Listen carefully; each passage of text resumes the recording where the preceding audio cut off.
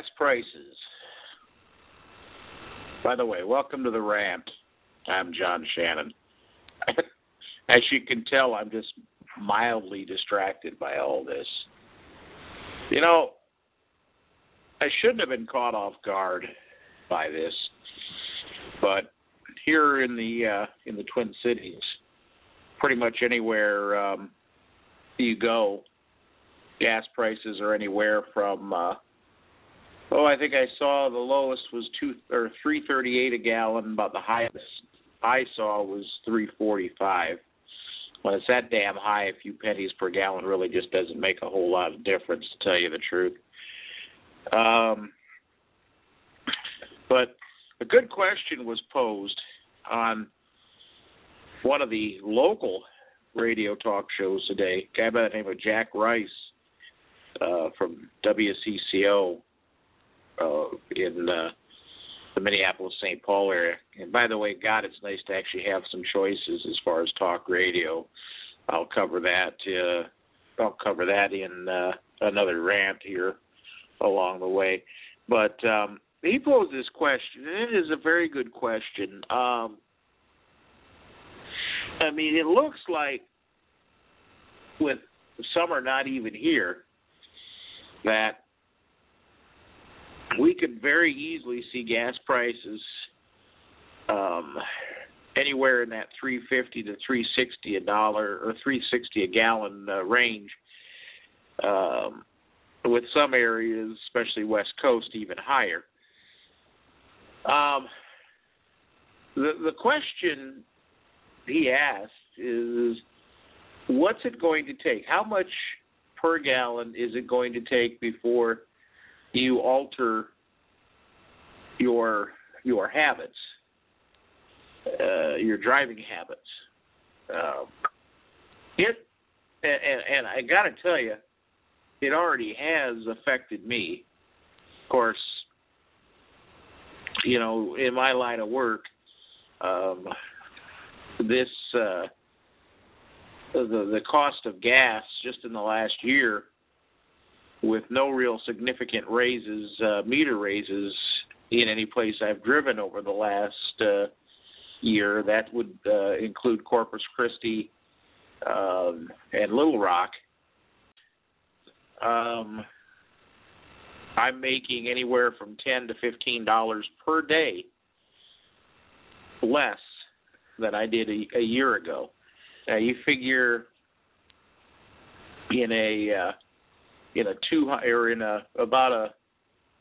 let's say 250-day work week.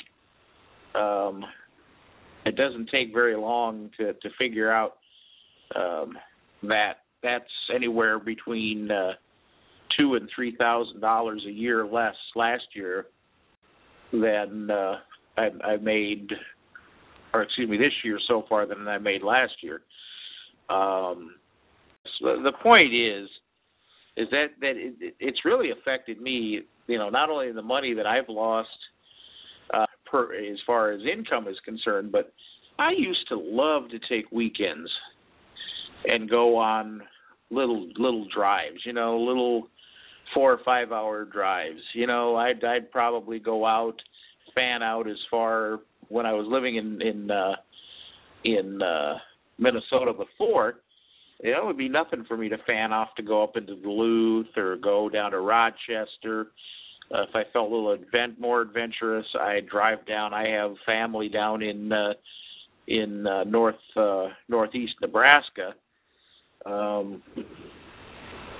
So it would mean nothing. But now you can't do it. You just simply cannot do it. And I foresee something happening here. Now, if the cost of gas is going to keep rising, and unless we get some regulation in here, somebody mentioned on the radio today about the possibility of having price freezes or price ceilings on gas. Of course, everybody, you're affecting the free market. Well, the free market has failed us in two different industries. One is healthcare, and the other one is on oil prices.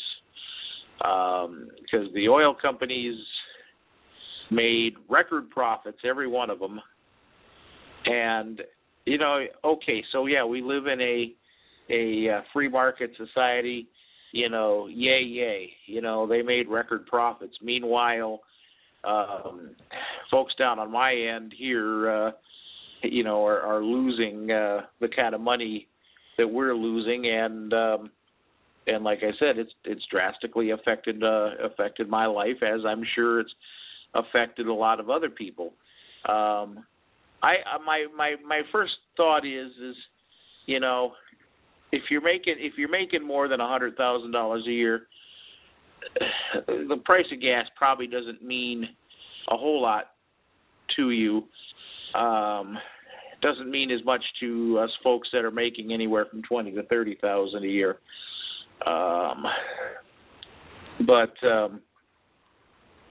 And those ones that are up in that $100,000 a year price bracket are probably the ones that are shareholders or have investments or have portfolios, I guess is the word I'm looking for here. Jesus Christ, to me a portfolio is just a fancy briefcase. I have no idea other than that. But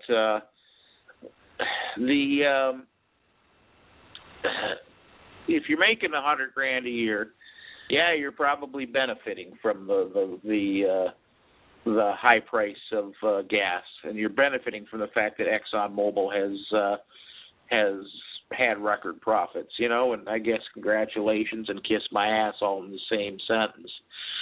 But the fact of the matter is that until or unless something is done to bring the price of gas down, the only thing I could foresee happening that might come out of this in a positive manner is you may start seeing areas closer to downtown, urban areas, to be redeveloped as people suddenly those people that are in that work in major downtown areas, and making that range of $40,000 to $50,000 a year, not bad income, but sure as heck can't afford to do like they've been doing for so long, commuting back and forth with their SUV, making a 20 to 25 mile commute each way to work. And you may start seeing some redevelopment and reinvestment in the inner cities, and you might see people moving in closer together, closer to the center of town, and you may see you just might see a reinvestment in the cities in general, and in the neighborhoods, and that would you'd hate like hell to see people forced out of being able to live out in the country. Hell, I'd love to live out in the country myself. Can't afford the price of living out there, and now I can't afford the commute either. So it's kind of a double whammy. But that might be one thing that might be a positive, but that's not you're not going to see anything like that develop for 10, 15 years down the road, if gas prices stay the way they are. And my personal feeling is I hope to hell that something can be done to cap or lower these prices in the meantime. So, well, that's all I got for this right now. You folks, thanks for listening to the rant, and I'll be back in a couple of days or whenever to give you some more babble. Until then, this is John Shannon, the Redneck Cabbie. Adios.